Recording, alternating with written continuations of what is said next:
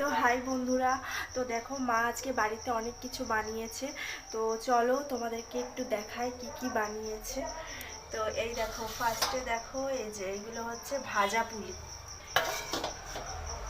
দেখেছো? এই যে ভাজা পুলি, এগুলো সব হচ্ছে মোয়া দিয়ে বানানো, সব মোয়া দিয়ে। এই একটা ভাজা পুলি। এখানে দেখো রয়েছে সরা পিঠে, এই দেখো সরা পিঠে প্রচন্ড সফট হয়েছে।